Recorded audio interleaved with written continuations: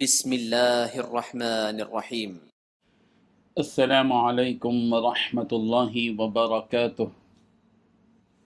الحمد للہ وکفی وسلام علی عباده الذین اصطفى، اما بعد فقال اللہ تبارک وتعالی فی القرآن المجید: اعوذ باللہ من الشیطان الرجیم، بسم اللہ الرحمن الرحیم۔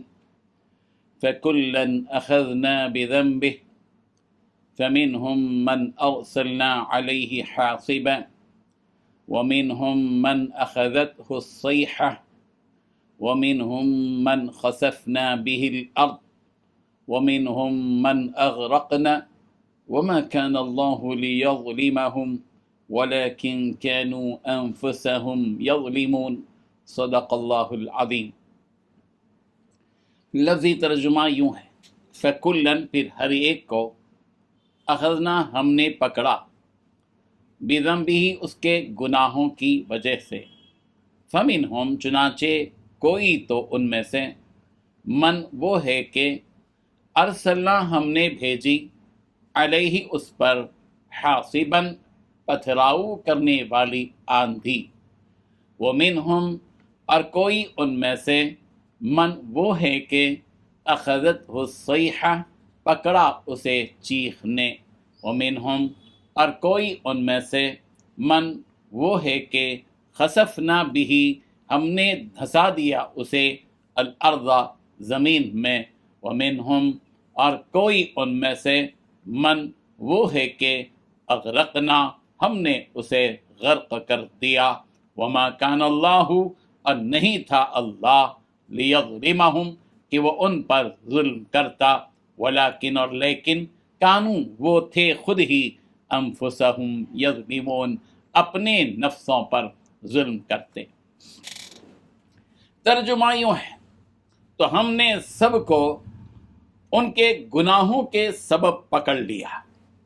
ان میں کچھ تو ایسے تھے جن پر ہم نے پتھروں کا مہ برسایا، اور کچھ ایسے تھے جن کو چنگھاڑ نے آ پکڑا، اور کچھ ایسے تھے جن کو ہم نے زمین میں دھنسا دیا، اور کچھ ایسے تھے جن کو غرق کر دیا، اور اللہ ایسا نہ تھا کہ ان پر ظلم کرتا، لیکن وہی اپنے آپ پر ظلم کرتے تھے۔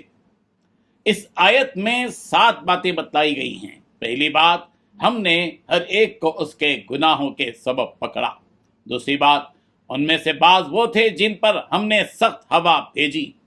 تیسری بات، بعض وہ تھے جنہیں زوردار چیخ نے آ پکڑا۔ چوتھی بات، بعض وہ تھے جنہیں ہم نے زمین میں دھنسا دیا۔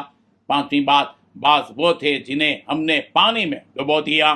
چھٹویں بات، اللہ ایسا نہیں کہ ان پر کسی قسم کا ظلم کرتا۔ ساتویں بات، بلکہ وہ خود اپنے آپ پر ظلم کرتے تھے۔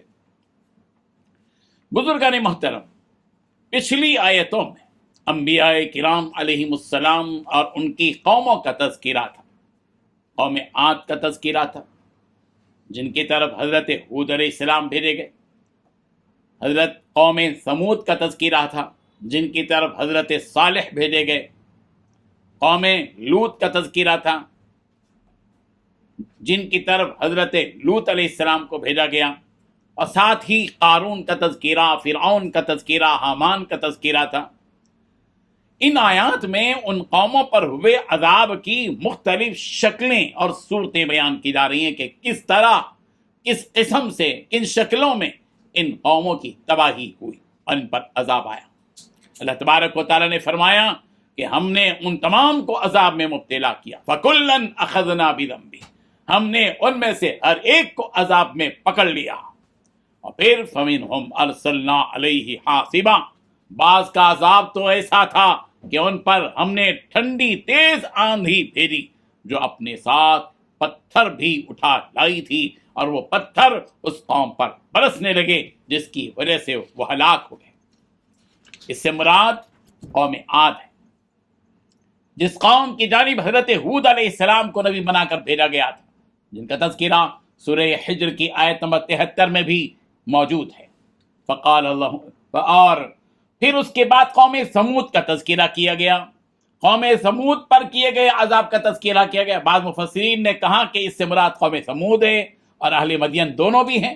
ان دونوں پر اسی قسم کا عذاب اللہ تبارک و تعالیٰ سے ہوا کہ جب انہوں نے اپنے نبی حضرت صالح علیہ السلام کو جھٹلایا اور اللہ کی اونٹنی کو مار ڈالا.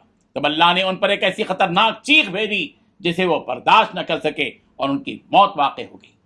چنانچہ سورۃ الشمس کی آیت نمبر 13 اور 14 میں اللہ تعالیٰ نے فرمایا فقال لهم رسول اللہ ناقۃ اللہ وسقیاها فکذبوه فعقروها فدمدم علیہم ربهم بذنبهم فسواها. اور پھر قوم سمود کے عذاب کے تذکرہ سورہ ہود میں ہے آیت نمبر 94 94. سورہ حجر آیت نمبر 83 83 دونوں میں بیان کیا گیا. اس کے بعد قارون پر کیے گئے عذاب کا تذکرہ ہے کہ اسے اس کے مال و دولت سمیت ہی زمین میں دھسا دیا گیا، جس کا بیان سورہ قصص کی آیت نمبر 81 81 میں بھی ہے. پھر اس کے بعد فرعون اور حامان کو دیے گئے عذاب کی تفصیل بیان کی گئی. انہیں اللہ نے سمندر میں غرق کر دیا جبکہ وہ موسیٰ علیہ السلام ان کے حواریین کی تلاش میں ان کا پیچھا کرتے ہوئے سمندر میں پہنچ گئے تھے، جس سمندر میں اللہ نے حضرت موسیٰ علیہ السلام کے لیے راستے بنا دیے تھے. اسی سمندر میں فرعون کے ساتھ حامان اور اس کی پوری فوج کو ڈبو دیا گیا، جس کا تذکرہ سورہ بقرہ کی آیت نمبر 50 میں اور سورہ انفال کی آیت نمبر 54 54 میں اور دیگر مقامات میں بھی کیا گیا ہے.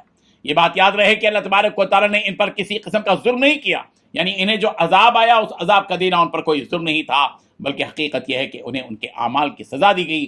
جیسا کہ دنیا میں ہوتا ہے کہ جب کوئی مجرم جرم کرتا ہے تو اسے اس جرم کی سزا دی جاتی ہے، اسی طرح انہیں ان کے اس جرم کی سزا دی گئی. ان پر کوئی ظلم نہیں کیا گیا، بلکہ خود انہوں نے اپنے آپ پر اللہ کی نافرمانی کر کے ظلم کیا کہ اپنی جان کو نقصان میں ڈال دیا، جس کا بدلہ انہیں اس دنیا میں مل گیا اور آخرت میں ان کی سزا الگ ہوگی. اللہ تبارک و تعالیٰ ان حقیقتوں کو سمجھنے کی توفیق عطا فرمائے. آمین. وآخر دعوانا ان الحمد للہ رب العالمین.